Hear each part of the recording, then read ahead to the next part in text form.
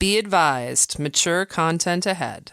This podcast is brought to you ad-free thanks to the Legion of Demons at patreon.com/NOTLP. If you like what you hear, there's much more at patreon.com/NOTLP.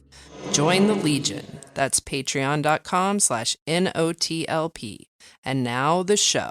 How do you do? Just a word of friendly warning. I think it will thrill you. It may shock you. It might even horrify you. So if any of you feel that you do not care to subject your nerves to such a strain, now is your chance to, well, we've warned you.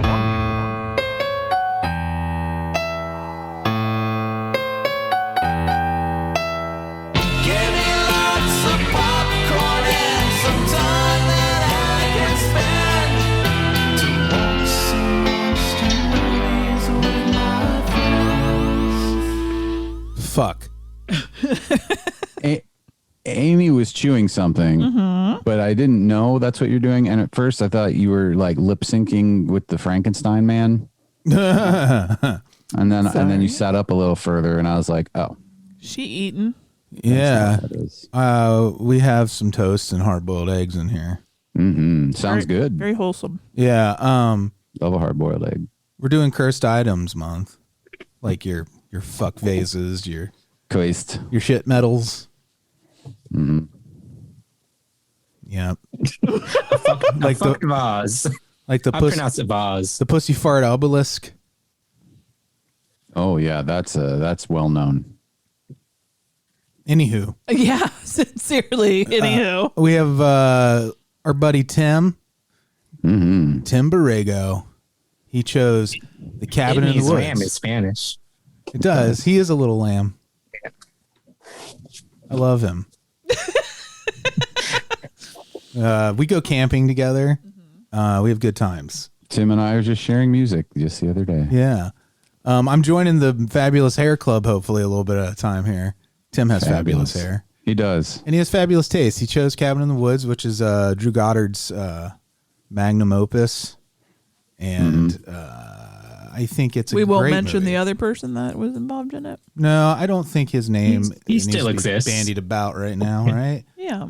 We'll leave him out of it for this go around, but when we talk about the bonus features, we'll bring him up. I'm guessing. Yeah, Amy, you had the roulette movie this week. Yeah, remember how I forgot it last week? Yeah. I forgot again. It was about 12:30 at night. Yeah. In the morning. 12:30 a.m. Yes. This very morning, where Freddy was like, "Who had the roulette movie?" And I looked at him and I went, "Ah!" But I watched it. Yeah.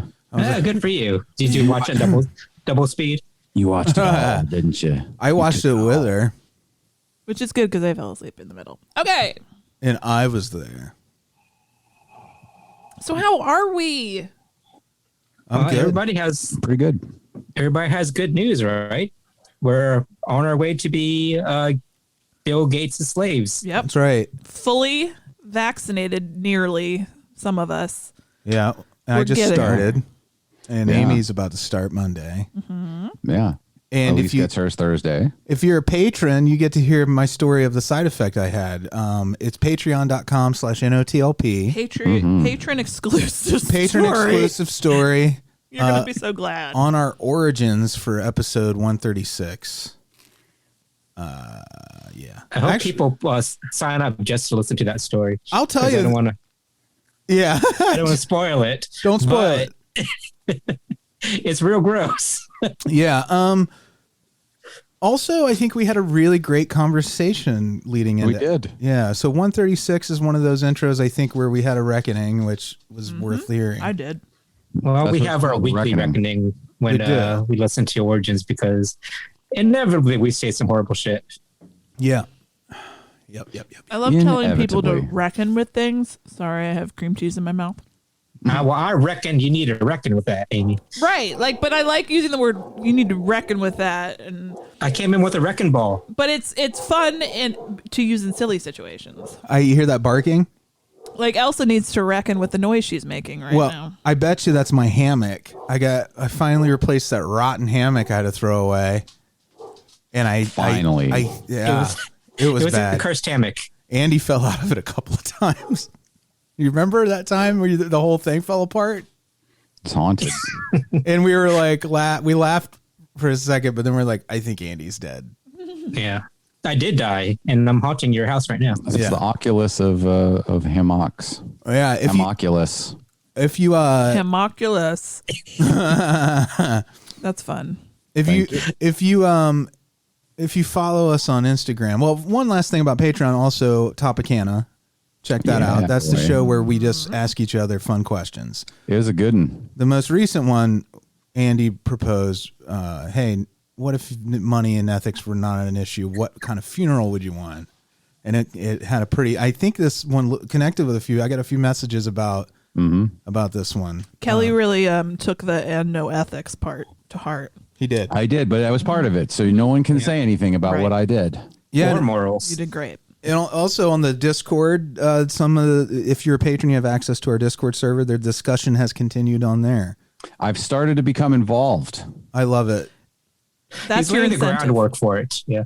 There's one place I go to on the internet where I always feel better after 100% of the time. Pornhub.com. Yeah, Pornhub's amazing. But besides that, Discord. No, porn.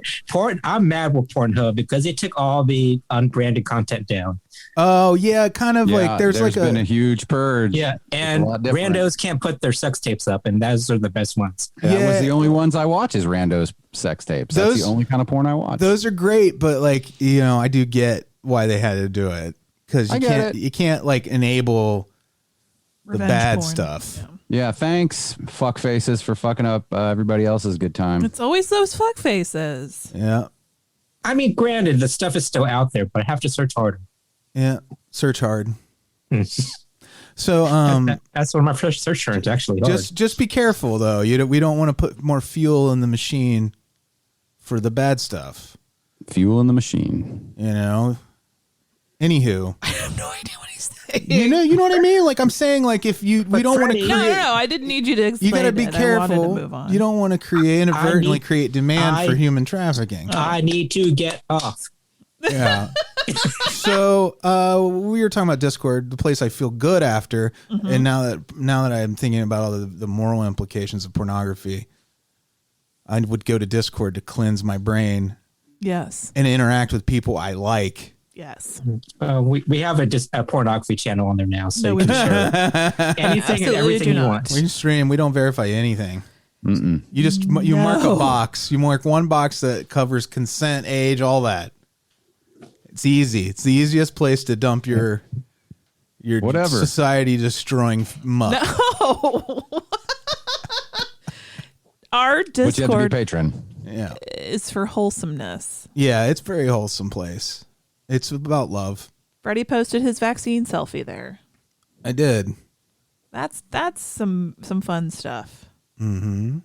Yeah, boy. And we're also on Instagram, and if you follow that, Andy has these costume changes he does every week.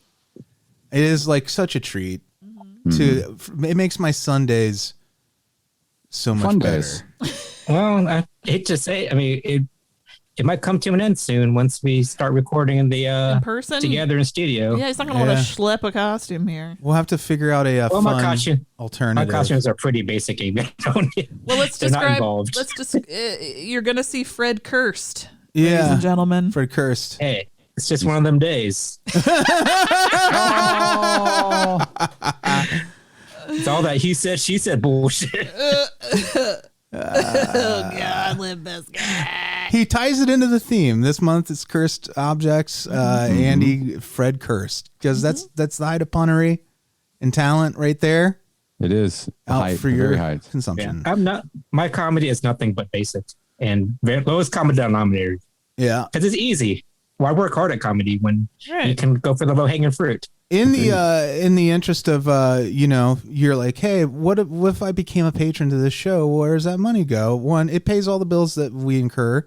Andy and Kelley get a portion. They get a 10% pay out of that because of all the contributions they make, like Andy's costume fund. And he should get extra. He should get a per diem for that. He should. But the money goes to stuff like this table that I bought, which I thought was the most badass thing in the world. And I'm like, I can't believe what a deal I got on this table. It's table You we're still using. feel that way? no, it's it is very precarious, and I'm going to replace it. So that's one of the things that your money would help with. So thank you for your What? We continued haven't support. had that table that long. It was a good deal. We'll just leave it at that.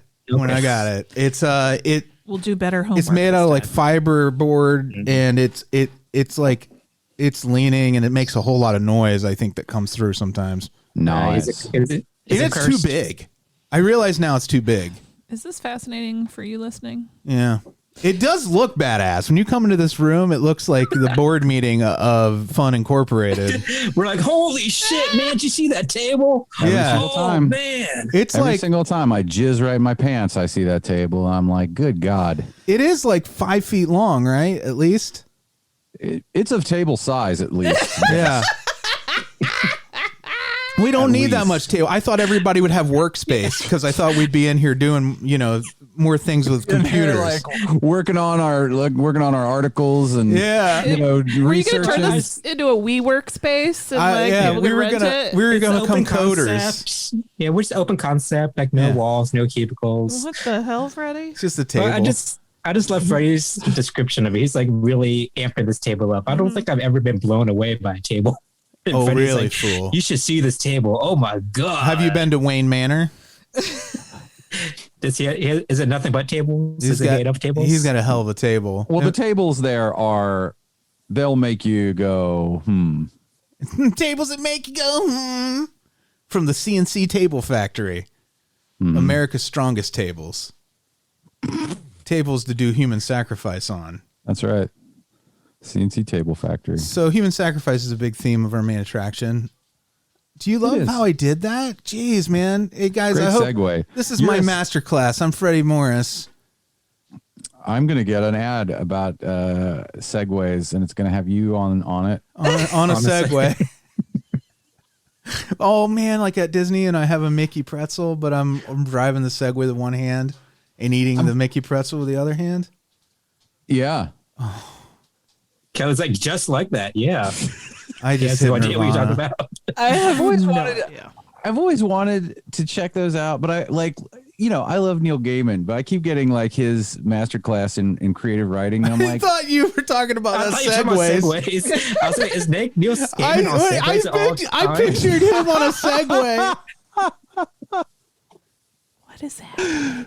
When he's like, when I need to work on American gods and come up with my most brilliant and fantastical imaginations, I get on my Segway and I hover away into a world of dreams. I'm Neil just look Gaiman, it and up. this is my masterclass. Can you imagine just looking out the window and just Neil Gaiman just rolls by on a Segway? Like, at a reasonable speed. Ooh, we're getting another Sandman. it's like, did anybody see that? Is it just me? It's like, Annie, you're crazy. Why would Neil Gaiman be on a Segway? Just doesn't seem real. That's just crazy talk, Andy. Oh, that I was reminded me just of gonna Hot say Shots. though, it does seem like when you have like what do you learn in a Neil Gaiman? Like I feel like those classes where it's like David Lynch teaches you how to make a movie. It's like Yeah. I feel like it just can only be like sort of broad advice. Like you know what I mean? I don't know. I think they get into the nitty gritty on those. Do they? I think so. feel- Yeah. I feel they're going to just tell you the same thing. Like, just, write about what you love.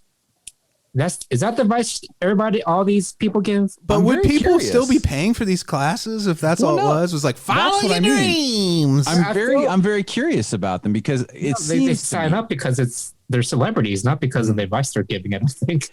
Yeah. It seems to me like I have trouble imagining like one of these like people doing like a class like you would take in school, where they're grading papers every week and they're answering individual questions. I have trouble, but but maybe that is exactly what it is. I'm curious. So you were saying like who would buy it? Who is like getting No, anything not out who of would this? buy it. I just mean like if you do that, is that what it's like, or is Neil Gaiman like now? Let's talk about using gerunds, and then you know what I mean. Like I'm just wondering how technical. I worked with a lady who bought them as Christmas presents for all of her kids and their spouses. So I imagine there's a lot of that. You mean master classes? Yeah, like subscription. Who rules Yeah. parties down? Do you know if she learned Masterclass, anything dude. real from her master classes, or if her family learned how to actually Do you think she got them the Neil Gaiman writing course? I think she got them access to all of it, but Is that how it works? It's like you can pick. yeah. So you can be like, I'm going to get a masterclass subscription and I can tinker with it however I want. Whatever you want. I have something similar like that through my day job employer. Okay, good That for is you. really cool. Talking about Linda? No, Degreed. I love Linda. I love Linda too. Linda's good. We make fun of Linda's, but lynda.com is pretty great. Or is it Lynda.com. LinkedIn Learning now or whatever? Oh, I hope it's not, because do you still get it free through the library? I don't think so. What? I don't think so, but I think we get it through work, Kelley, so I'll help you out with that. Because I count on Linda. And Well, Linda's a great gal. She's in Linda with a Y, which means she's just a little funkier. oh my goodness, I'm just finding this out now, because one of the things I've loved, I actually learned this from Heather Donahue, speaking back to our Origins episode. Yes. Yeah. Because I'm friends with her on Facebook, but not like buddies. But I learned about this program years and years ago, how the libraries, your local Yeah. libraries sometimes had a portal to Linda where you could have And ours access to did. all of Linda for free. Yeah. And it did. And I've used Everything. it. Everything. Yeah. How much for all of Linda? It's free. Free! All of Free Linda if you sounds go like sign up a. at the library. It sounds like Come a on, Linda. 70s. Value- you can get value- into Linda. Yeah. Value yourself more than Linda. You're Yeah. worth more than that. All of Linda is a 70s movie about a woman that goes to the Middle East to find herself. I'm just, yes. But So- you can learn how they made that on lynda.com. On but lynda.com. Yeah. It's true. I'm very Don't disturbed. worry. You'll still have access to something. Where's the money, Noreen? But I think, yeah. Is it because LinkedIn bought them? Yes. Oh, I'm so furious Nobody about that. wants LinkedIn. Nobody likes LinkedIn. LinkedIn is useless. yeah, it's part of the program I use. Like it the thing about oh my god, we this talking is turning about? into a Stop, weird ad stop. for Degreed, but like it's like an aggregate site, so it'll pull together all your educational resources in one place. It's really cool. That was real fucking weird how we naturally just had that, and they should send us money now. Thank you. I'm so furious. I'm so sorry. Where's the money, Noreen? So we've had a Okay, pretty... Freddie, what are you referring to? A movie I found called "Where's the Money, Noreen." I love the title so much that I kind of feel like I have to see it now. I can't wait for Podcaster's Choice next year. Where's the money, Noreen? Where's the money, Noreen? Noreen. So we've had a pretty wacky week. All right. Is that all we got? I don't know. It's just been a hard week. The world is full of pain and suffering. I do not understand what is... I totally understand what is happening with the Asian community in this country, but I don't understand because I would never. What, Amy? You never had the urge to punch an old Asian lady in the face and run away? Never goddamn once. Okay, I'm glad, because if you said yes, then I would be like, nope, we're no longer friends. My urges to punch when I'm out in public usually are your dumb little toddlers running in my way, but I would never, ever. Yes. Well, I'm glad you brought that up, because as an Asian person, What? Andy, you're like, well, I don't I see didn't color. know. Dear NOTLP, I've been a listener for years. I have just discovered that your contributor, Andy Hung, is an Asian person. Are we going to lose a bunch of patrons? Good. See you later. But I just want to say, for if you have Asian friends out there, just reach out to them, see how they're doing, and just see something, say something, be an ally. Yes. Absolutely. Because well, I just want to give you an example of like how the ripple effect of all this. My sister-in-law texted me, my sister, and said, "Hey, do you guys need some pepper spray? I just ordered some for your brother, and it comes in a 3-pack. So if you guys want one, you can have it." But my sister texted back, "Oh, I already ordered some." Oh Jesus. So we have pepper spray coming to our house soon, so we would be protected in case something happens. Are you getting some, Andy? Yes, Okay, Freddie, you're not allowed to frighten or startle Andy as long as you know he has pepper spray. Oh, thank God for doing that, Amy, because I was like really upset for a second there, and I think you pulled me out of a spiral. Well, because I don't want to think about my friend Andy and his family being hurt, and I would kill it or be killed for you. Yeah. And I've also, when the pandemic first started and the attacks first started happening on Asian people. I started walking whenever I went to the grocery store or went out. I started walking, holding my phone out with the video button ready to record, just in case something happens. And I started doing that again, just in case, just so I can go viral on the internet and cancel somebody if need to. Do it. Well, Andy, you got to get in on this cancel culture while you can, man. It's like hot. We're just canceling people left and right. Like, it's just cancel.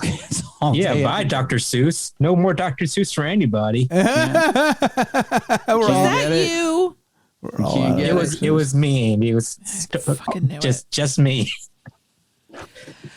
Anybody listening, if you're confused, I don't know what to tell you. This is absolutely goddamn important to me. I mean, if that's depressing for you guys, just think what it's like for Asian people. So, buck up. Yeah, buck up and stand up when you need to. Yeah.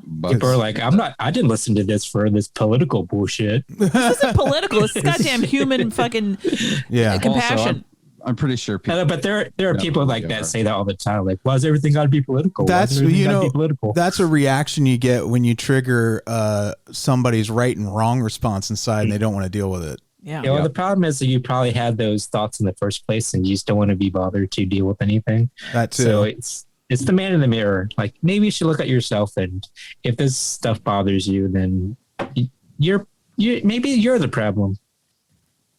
Not maybe, you are the problem. Yeah. You are for sure absolutely number one on the list of problems. That's fair. I got 99 problems, Amy. Mm-hmm. I think that's a good point to move on, because that's a good point that should settle with you. Seriously, no more startling Andy until you know he doesn't have the pepper spray. Yeah. I mean, he is. You know how he is. He freaks out. Yeah. Okay. But here's the thing. I don't think it's easy to spray somebody. I think I'm there's not safety risking mechanisms. Freddie, you just be cool. It should be kind of easy, though. It should be. But I think he might be right. I think you have to take something out and open it. Oh, okay. Yeah, take it out. Type in the password. So like you would prep it like when you're biometric on it. Like when you're out and about and you want to have it available to you, you can prep it and have it ready to go, but then lock it up again like a gun, right? Like a safety. I think so. Yeah, that makes sense. And plus, like, I've seen the King of the Hill episode with Bobby Hill and his self-defense classes. Oh, yeah. I know what to do That's if right. somebody attacks me. I don't know you. That's my purse. That's my And I do have a purse, so it fits me. That's true. That's all the self-defense you need. Yep. All right. KOTH. You guys ready for this roulette stuff? Sure, Yes, why not? Hello, boys and girls. It's time for Straight-to-Video Russian Roulette.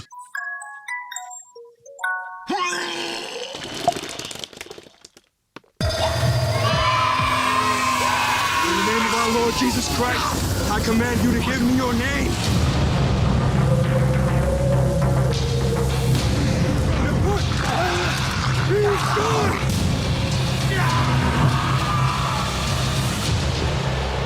And cut. Nice job, everybody. Good show. I gotta think, man. Follow monitors. Let me lead. All right, everybody, here we go. 3, 2. Time to go off script.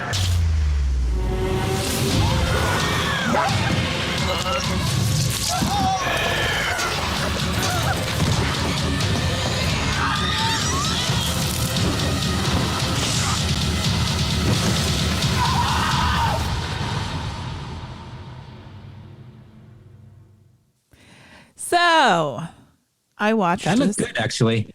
It was That actually cre- good. That little bit of creature design, that looked real scary. This one is a recommend from me. It's on Shudder, The Cleansing Hour. Is it an hour long? No, it's longer than that. Damn. It's a cleansing hour and a half. It's not perfect, and there's some goofy bits, and it felt like a '90s movie, but it was made 2 years ago. It kind of looks like a 90s movie because the guy's got long hair Yeah, and a beard. yeah. The basic premise is Yeah, because when I think of the 90s, I just think of long hair and beards. You know what I mean? Look at his hair. Look at the way he's done up. He's got that 90s movie look. Like, where's Gabriel Byrne? Come on out. Devil. Come on now. Long hair beard guy he's a YouTuber, basically a live streamer, and he is purporting to be a father in the Catholic Church, an exorcist, and he live streams exorcisms. But he's not really a priest. He is all not fake. the father. Yeah. So, run off the set. Do a backflip. Do a backflip. So, and then the kid that's in all the mid 2000s horror movies, Kyle Gallner. He's becoming a favorite of mine. Especially Wasn't after he in this the movie last week. He was in Ghosts of War. Yeah. Okay. It's like 2 weeks ago. Right. So he's like Shudder's boy. He's Shudder boy. So you got long hair beard guy, and then his producer essentially is Kyle Gallner, who has porn star mustache and long hair. But he kind of looks longish hair, like someone who would be on Money, too. He looks like a Duke. It's a Duke look. It almost like after a while of just at first you're like, I don't know about this, but it settled with me in a way where I was like, he kind of looks regal. I did not feel that way. The regal producer. I thought they both had douchebag looks, but I think that sounds was like a kind of 70s porno. The regal producer. The regal producer. So the plan is there's some friction between the friends, the fake father and his producer, about like expanding the show and what is going to be happening next for their streaming. In the meantime, they're about to shoot another live stream. It's supposed to be a friend of the father's, the fake father. A drag queen that he knows is supposed to be. Yes. It's supposed to be the exorcisee. Mm-hmm. The possessed person. Thank you. The victim. The victim. But the drag queen is mysteriously murdered in an alleyway. Oh. And they're like, where's our victim? Where's our victim? And until Kyle Gallner's character, I do not remember his actual name. Does not really matter, I don't think. Drew. He's like, hey, fiance of mine, will you just sub in and be the victim for this? And we'll just go with that, because what else are we going to do? And so the show begins. The live stream begins. And this time, shit is real. Why? I guess you don't want to spoil it. Honestly, I'm not sure they do a really good job of explaining like why. Okay. Which is good though. It's fine. It doesn't bother me necessarily. I still enjoyed myself. Amy, does it happen in like real time, or is it sold out like a movie? So at the point that the live stream starts, we're in real time at that point. Oh, that's cool. That's a nice gimmick. And what's nice is they also give you these little interstitials of people around the world watching it, because obviously the audience is growing as shit gets crazier and crazier. It felt a lot like Ghost Watch. A little bit, yeah. It had that kind of flavor of the whole world being involved. I feel like I've heard that about a few of these lately. You guys have compared it to Ghostwatch, which I still haven't seen but want to, and is at the top of my list. I feel like so many it's hard to find right now. Of the new horror movies are incorporating social media and these different types of entertainment into their story. Mm-hmm. And I think Ghostwatch is an example of that from the 80s, Really 80, done well, 90, too. 80, I don't know. 90s, I think. 90s. Maybe actually 2000s. What do I know? Time is a flat circle, right, Freddy? Yes. Yep, that's all it is. That's all it is. They do a really good job. Like Andy said, like some of the effects and kind of the look and feel of the possessed person and others and things, and it's creepy. It's you kind of hate the characters at first, but I think that works to their advantage later on, where they get more fleshed out, blah, blah, blah. I don't know. I thought it was a really good time. Sounds good. Looks good. Sounds good, looks good, is good. Is good. Looks like a duck, acts like a duck, quacks like a duck, shits like a duck. Bing, bang, boom. You got yourself a duck. I thought I had a copy of Ghostwatch, but I don't know if I can find it. I think someone might have sent me a copy through a pneumatic tube. Yeah. Did it come? It was like thunk. I may have a copy sitting somewhere, but it is not possible to find it streaming anywhere. Yeah. Well, in the meantime, watch The Cleansing Hour. It's fun. It's just like it, but different. Yeah. I mean, Ghostwatch will always have a special place in my heart. Ghostwatch is perfect. Yeah. So yeah, this bitch is on Shooter. Yeah. Go get it. I was trying to. Oh, nope. What I was just about to talk about the movie was actually Cabin in the Woods, so I'll wait. Brain fart. So there you go. Isn't it amazing I don't have a fart sound effect on tap? Thank Running God. farts. I was just telling Alise because she also enjoys the sound effects, by the way. Thank you, Alise. Damn you, woman. And I was explaining about our Texas Chainsaw bonus episode, Love, many years ago. Oh, that was fun. So much of it was just a very long fart sound effect played over and over and over again, but how much I love that. And yeah. It never got old for me. It's funny. It's always funny. Just ask for some price. It's always funny in Philadelphia. Oh, that's right. Good catch. We should just do an episode where it's nothing but a long fart sound. Yeah, just want to release it and call it the fart episode. And it just starts after the music comes in. It's just a long fart until the end music. 1 hour. 1 hour. It's like those sleep things you can put on a loop of thunderstorms, except it's just which we do. We listen to those every night. It's like that Robin Williams movie, 1 hour fart. 1 hour farter. So that's the ambient noise that you fall asleep to, Freddy? Yeah, just fart. I pretend I'm on a motorcycle powered by farts. No, I'm sorry. My That's dreams. the ambient noise I fall asleep to because he farts a lot at night. I do. I'm a sleep farter. He is a sleep farter. It's like, do you want dolphin sounds or rainwater or farts tonight? Oh, let's go with whale farts. Well, those are comforting. I would love that. Yeah, whale farts are all right. Just little bubbling noises. I would not be able to fall asleep because I'd be laughing too much. Like, oh my God, it's a baby wheel fart.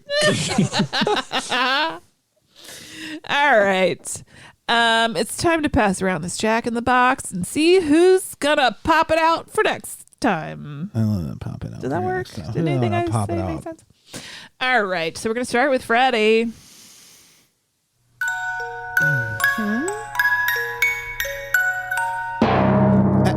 I'm all right. All right. Up next is Kelley. Oh,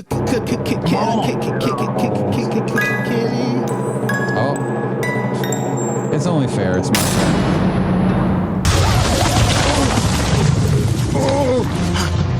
Hulk smash rock Einstein. Okay. Kelley, you're gonna watch and review something that's just sweeping the internet as a fun movie. It's on Shudder. It's called Slacks. oh, I've heard about this. It's about the jeans that I don't eat know people. about. The jeans that eat. It's SLAXX.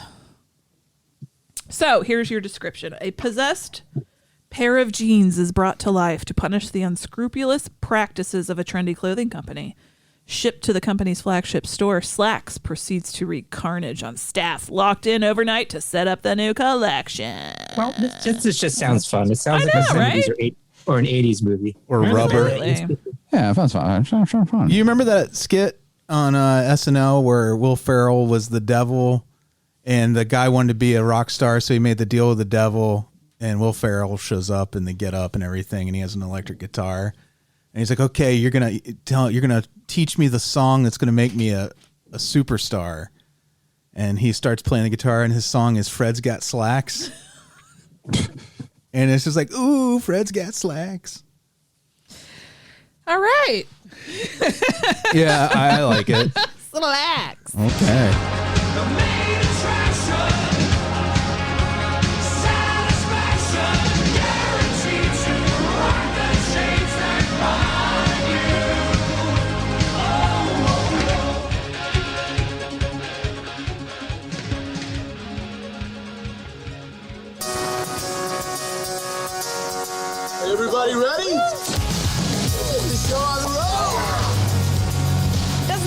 up on the GPS is unworthy of global positioning. That's the whole point. Get off the grid, right?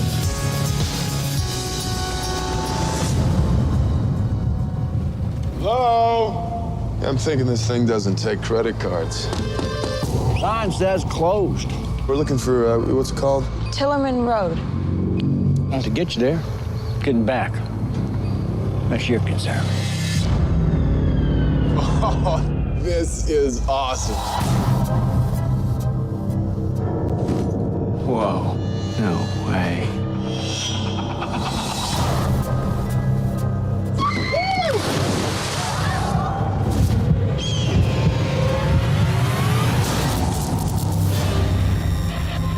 The lambs have passed through the gate. They are come to the killing floor. Let's get this party started! I seriously believe something weird is going on.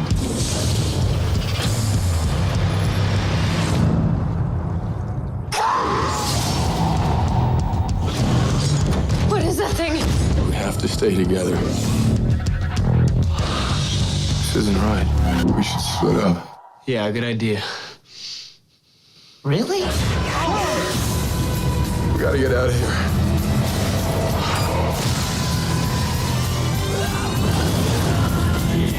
Somebody sent those things here to get us. You're missing the point. They want to see us punished.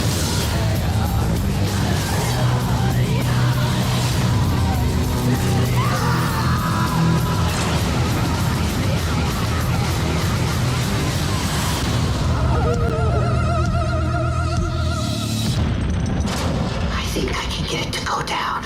Do we want to go down?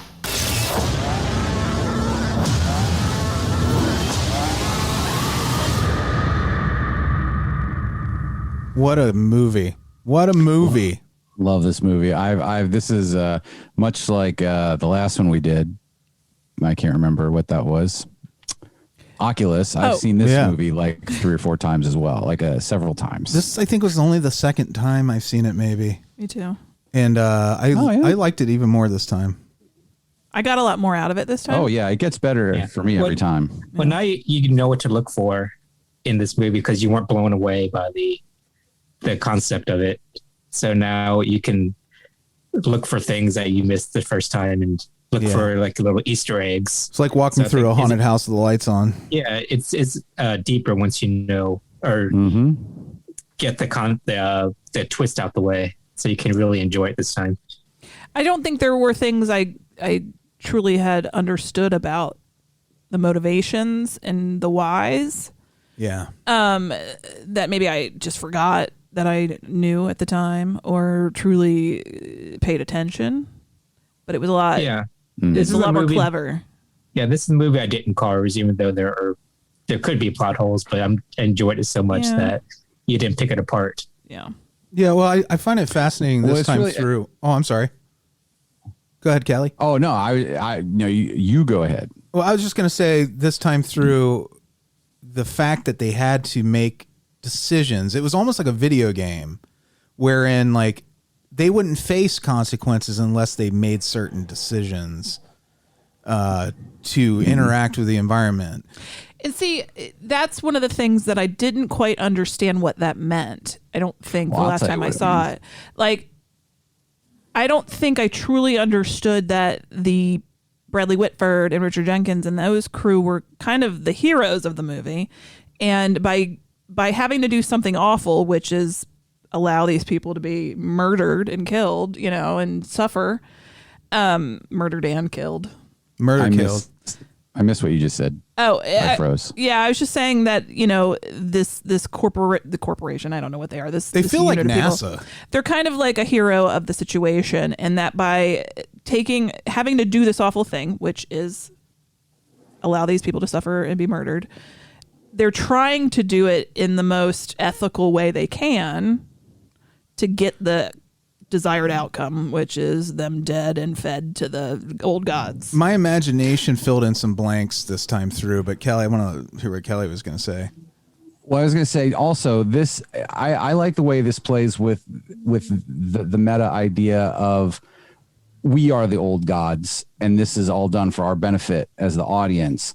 And so when you look at what audiences expect when they want people, especially in horror movies, like it's easy for a lot of people to say, well, that character is an asshole. I need them to do this so I can feel okay, like laughing at their death. So I feel like also part of the free will and for them to make choices was to give the audience or the old ones the justification for feel, you know, it's like we need certain things to happen to enjoy the movie, to, you know, so it's like the gods would have to have these things happen for it to feel the way it's supposed to feel when you watch a horror movie. Yeah. And it's such a total, I mean, it's basically just the you know, the Minoans feeding, you know, teenagers to the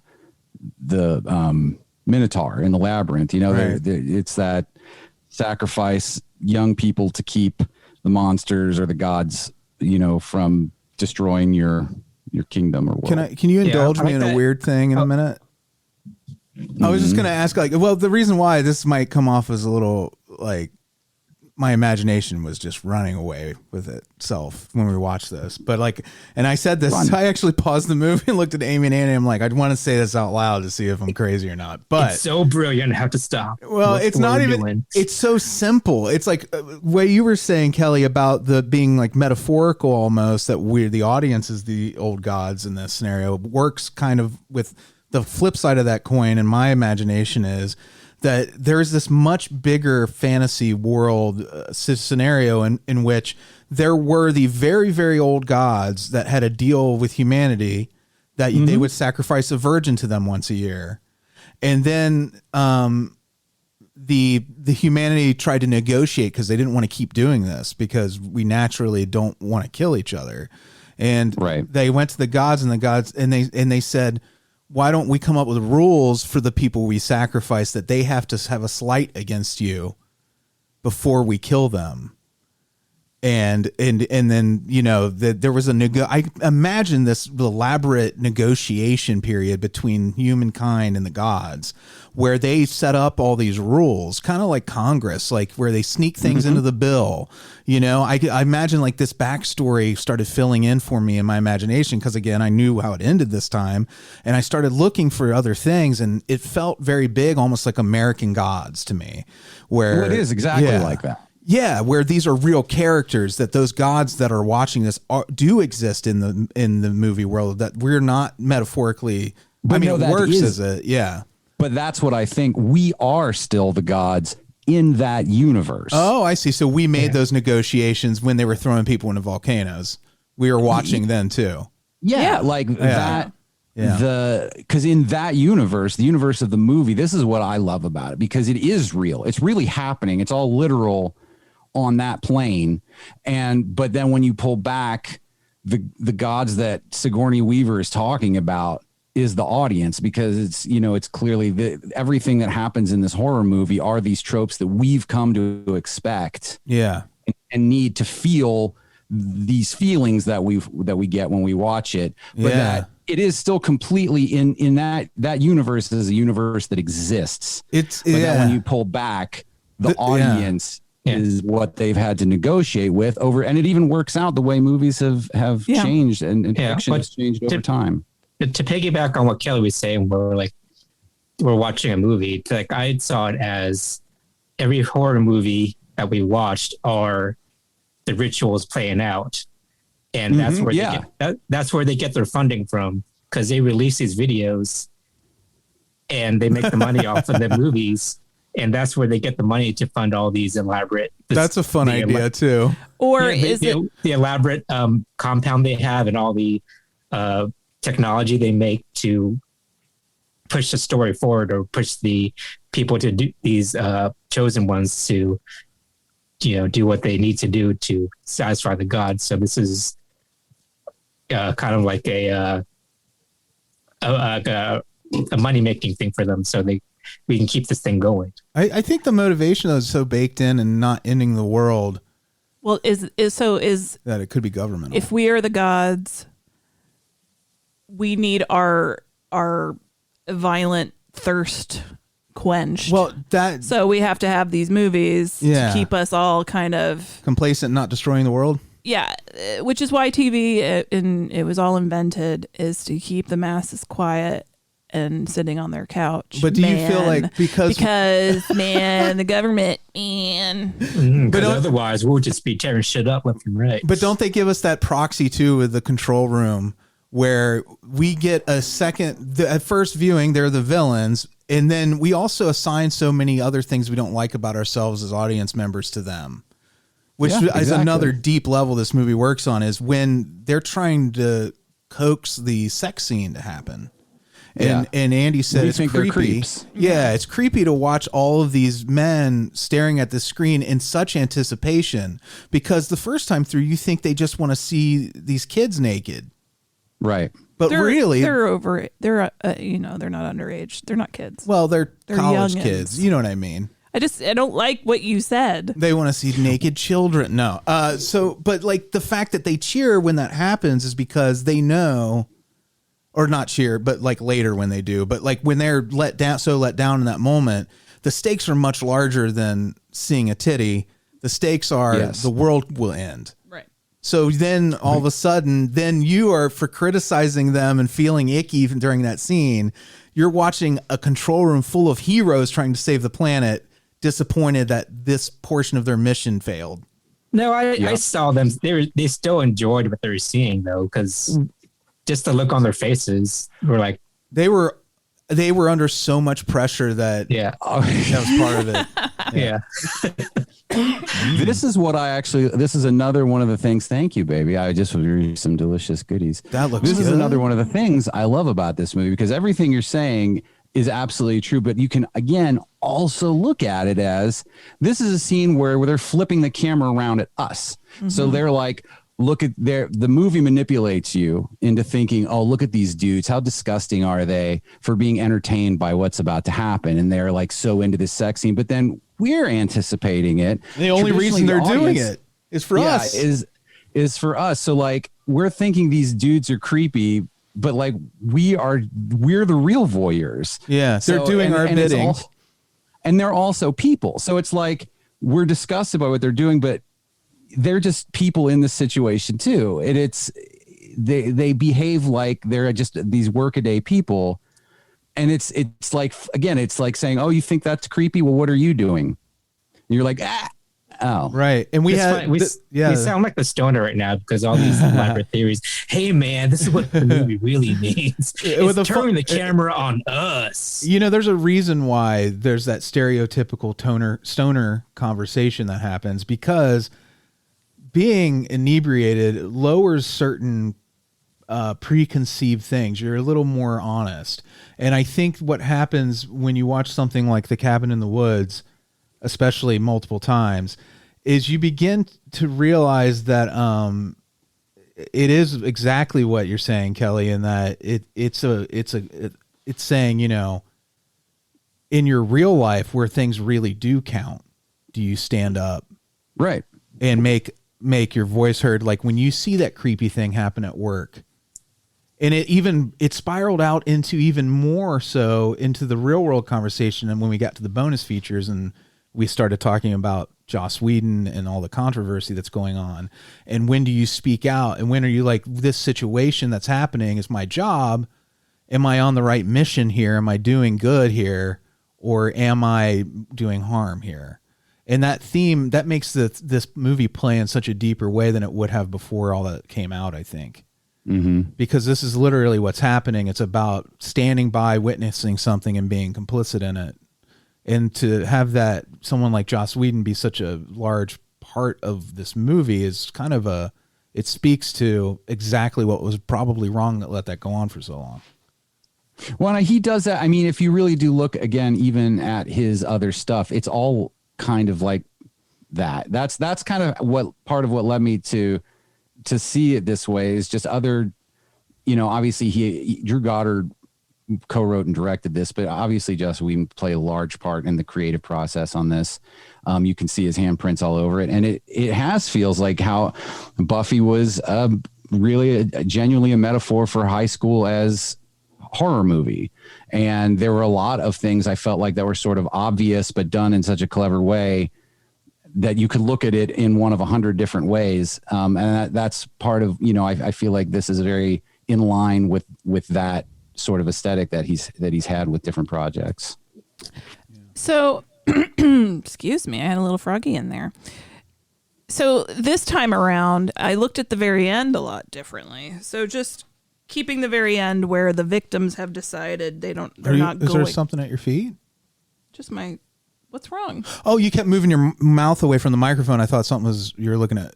My slipper was coming off, and I was trying to fix it. I couldn't. When you do that, I couldn't hear you as well. I swear to God, I'm gonna fuck him up. When you do this, I can't hear you. Did you see how passive aggressive he is? Did you see how passive? Did you guys hear all that? Yeah, I want to make sure I'm not crazy, right? It was passive aggressive. Okay. It was aggressive aggressive. I was just gonna say, "Hey, you're off your microphone," but then for a second, I thought I could help. I was like, "What's wrong with her feet?" Yeah, did you notice it too? She kept looking down. No, when you said that, I was just like, "Oh, okay." Are you bleeding? Yeah, you're bleeding. You want a Band-Aid? Yeah. Oh, okay. You keep talking. What'd you do to Freddie? He didn't do anything. Oh my God! Should we call somebody? Yes. So God damn it, you guys listen. Mm-hmm. So I was looking at the end much differently, and so we have our two victims, the virgin and the stoner, and they're left, and they know what's at stake, but they have decided not to participate in it and let everybody die. I also love this. Well, one person decided that they're gonna. The first time I saw it, I was like Freddie said, it's kind of a badass thing to like stand up to this and say, I control my life. I don't care what's at stake. It's my life. And I saw the redheaded girl as the villain because she was trying to kill the guy that's standing up to people.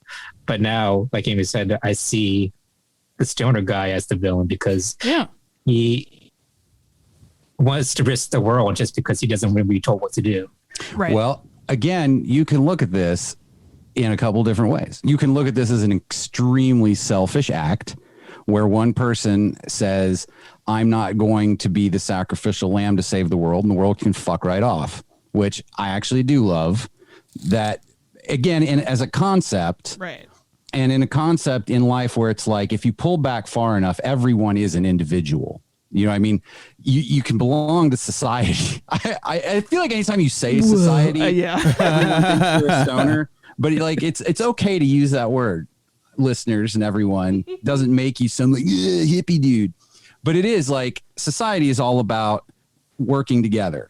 But then as human beings and as creatures on this planet, we are all individuals. So at what point do you say, I'm not going to be, I think it's a conversation. Again, it's a very selfish thing to say, I'm going to let billions of people die because I'm just not going to be your thing anymore.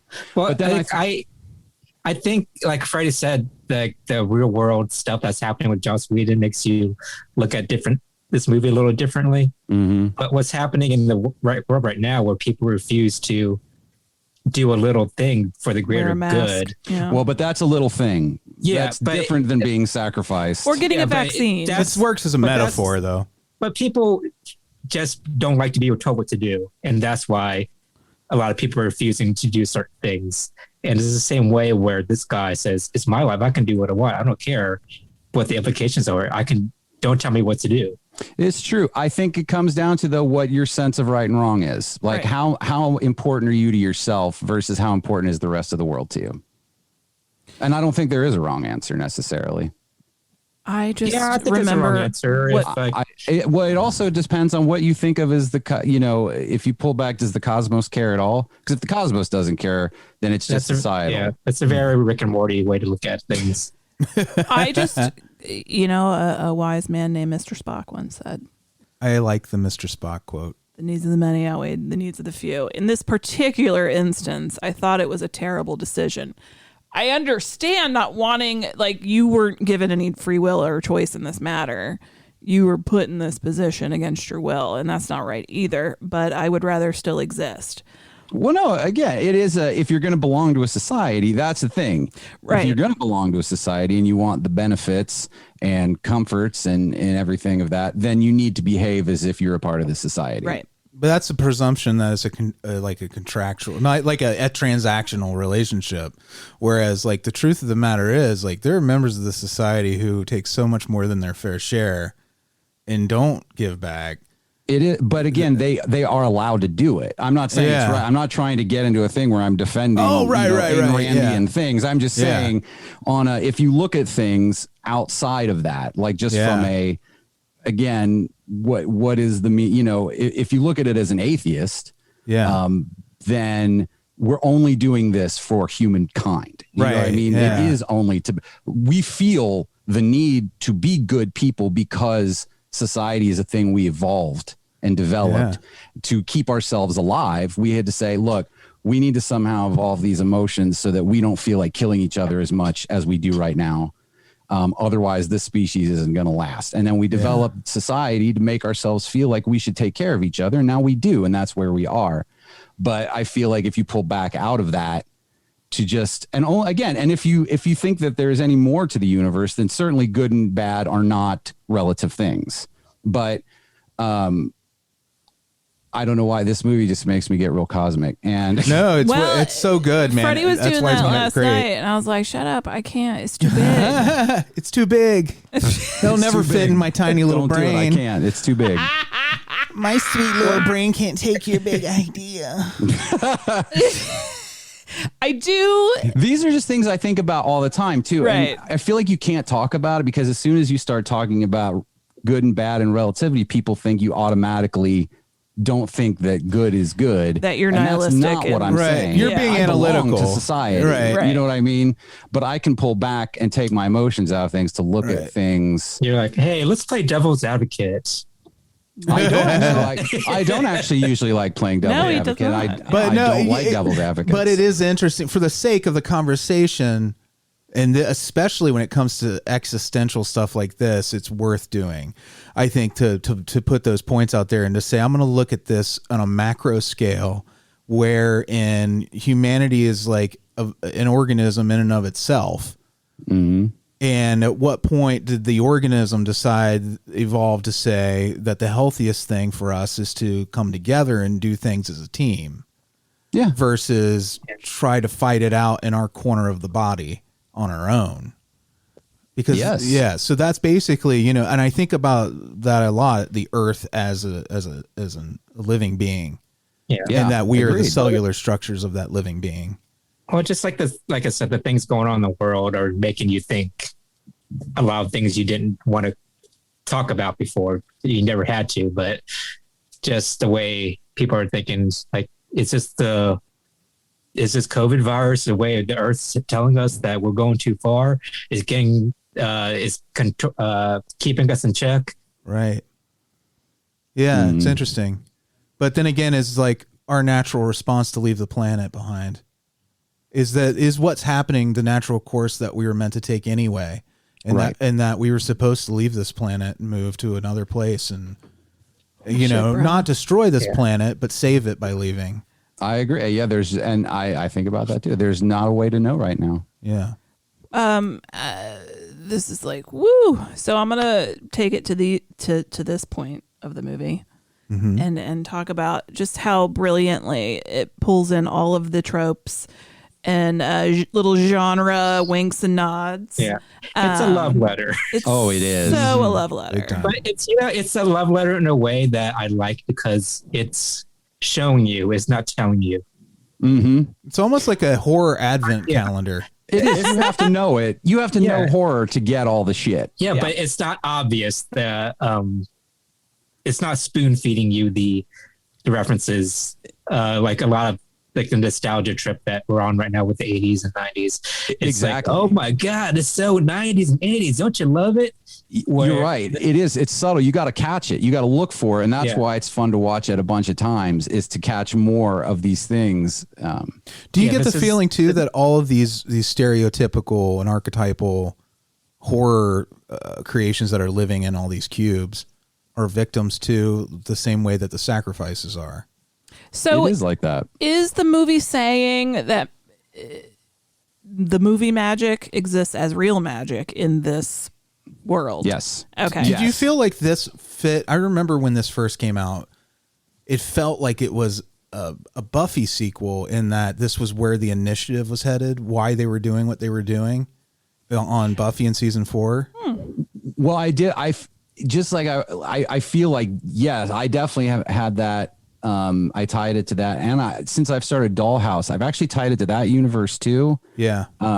It would fit in with that too, I think, ultimately. But no, I totally have had that thought, just to say. Yeah. It feels very, very easy, doesn't it? Like that connection doesn't feel like forced in any way. It's like, oh, okay, maybe this is what the initiative was doing, and maybe the initiative were the good guys all along because they saw this coming. You know, I really liked the big hand at the end. Oh yeah, Thought that was cool. Yeah, yes, that was. Came up out of the ground. Well, it's like you bring that. There's, like Freddie was saying when we're watching this, there's so many ways you can go with this movie. There's so many spinoffs you can have. And oh my God. Like I was saying, like you can make a movie of every country that they were following. And I loved that little bit that they kept showing the different countries. Yeah, they kept showing the different countries. And Andy had a great idea. The way you were titling them was like almost like SVU or Law and Order. Yeah.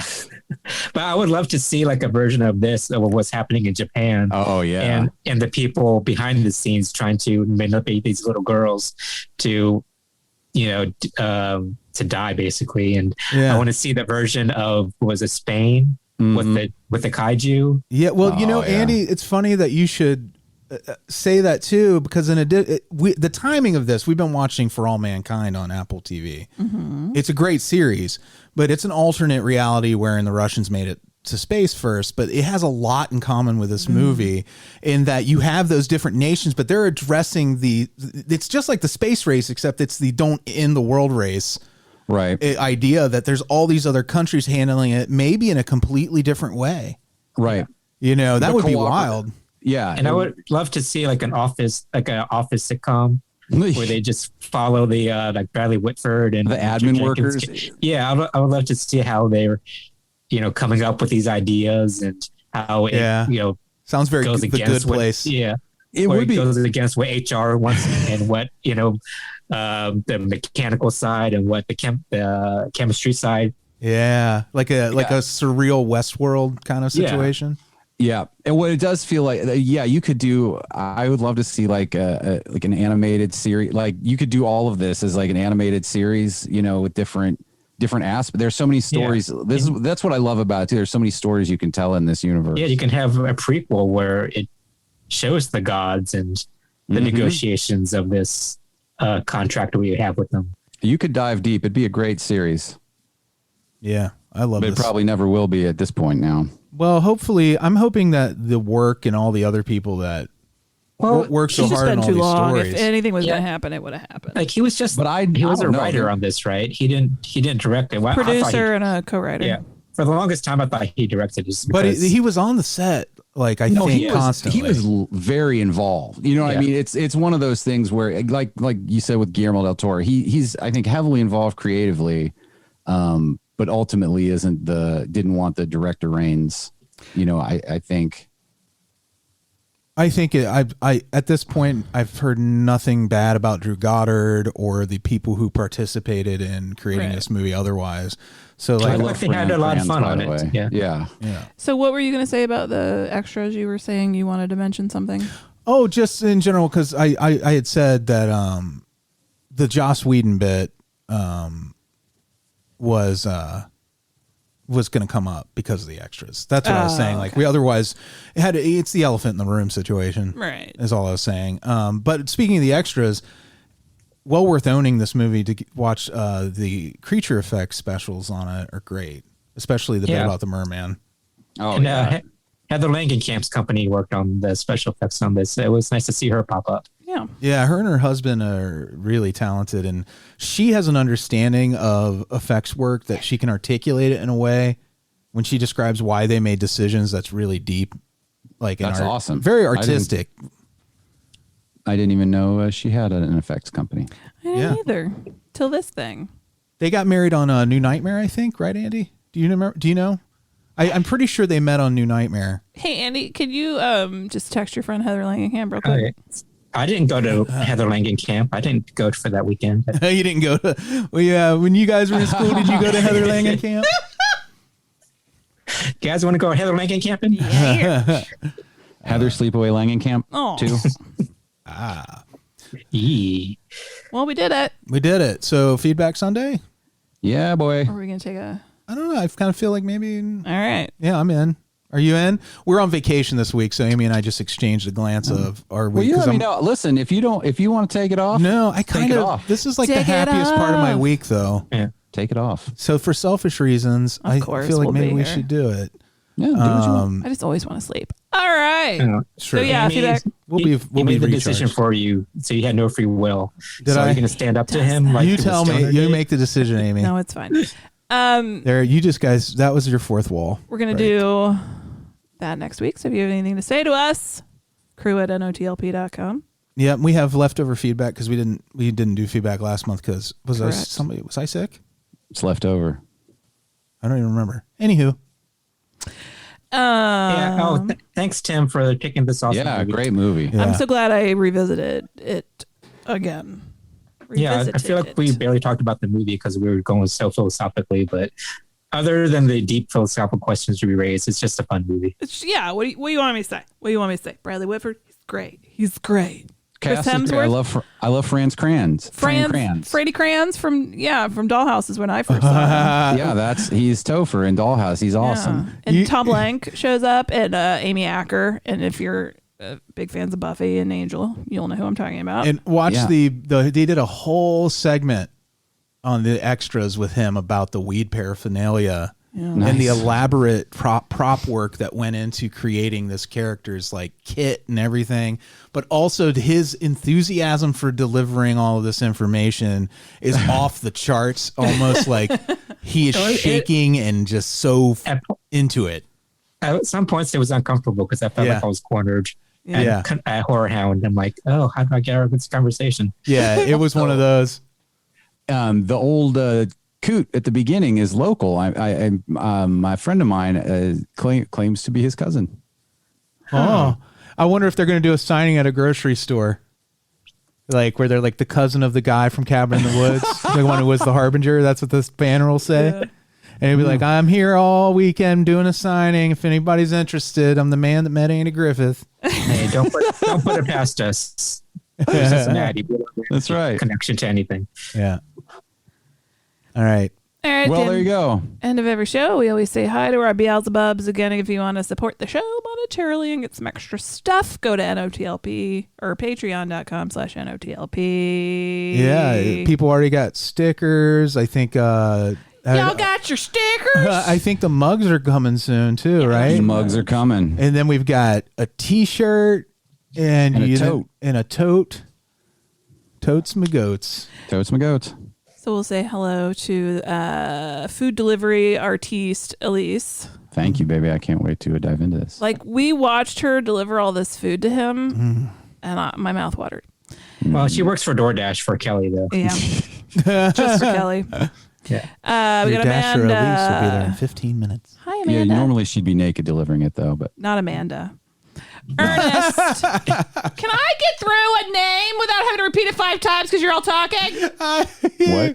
You guys are talking about naked people and it all got muddied. Alise, Amanda, Ernest, Mark. We just killed some aliens together. Mark, sorry we're so terrible. Oh, that was so much fun. Bill. Destiny 2. Sorry, I just had to say. What was it we were playing? What mode was that? I don't know. It wasn't Gambit. It wasn't Gambit. Sure. Where we were stealing light motes from, you kill monsters and you steal the light motes from them. You know? And then you have a 3 or a 4-person team and you have to return. It's like football.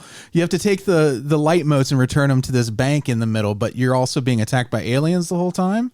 And you have another team on the other side of this portal. And you go through the portal. You're giving too much detail. You can screw up their shit and then you can send one person through the portal to go fuck up their shit and they can do the same to you. It is some of the most fun I've ever had. Hello, Bill F. That's a recommend from Freddy. Yeah. Blake, Tree and Yep. Alex, Hey, kids. Jeff Ull, My friend. Iona Goodwin. Oh, a great one. Yeah, great one. Oh, a great one. Branan and Emily. Howdy ho. Adam. What up? Billy C. Ghostface Billa. Yeah. Blayne. Yeah. Monica. Blang, bang, blang. Yeah. I had to give Blayne something extra because you were just like, Blayne. A little bit of Monica. Alyssa. Hey. You're the best. Brian. What else? up? Carla. Yeah. And Dizzy Devil. Yep. Sup? Izzy, right? Mm-hmm. Is the first name. Those are all of the people that are the best. The absolute Yay. best. Love to you. American style. And one last thing I wanted to say is sending love to Aaron Crowell, who is one of our contributors when we do Whorehound Radio. He's the head writer at Whorehound Magazine. Just lost his mom. Oh. Her obituary picture is awesome. She is something to aspire to be. Yeah. Apparently she was a model. I just found out. I didn't know that. But it's just she just looked like a character, which I'm sorry I never got to meet her. I love you, Aaron. Yeah. Love you, Aaron. Yeah, man. Love you. How'd we do? I think it was a good show. All right. Take it How you easy. feeling? Take it sleazy, Kelley. Bye, guys. I always do. Get your shots. Get your shot. Bye. Bye. Frankenstein was wondering if he should go to bed when his old buddy Leatherface put on Dawn of the Dead. And Igor made the nachos in a severed human head, and they enjoy the movie with their friends.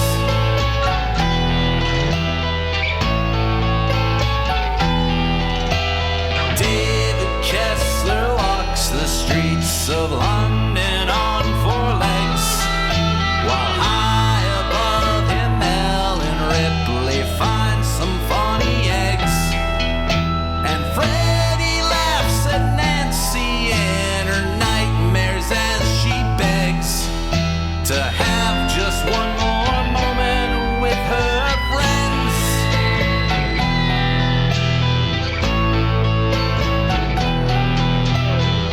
In a world where evil isn't always just pretend, and it seems as though the darkness never ends. Give me lots of popcorn and some time that I can spend to watch some monster movies with my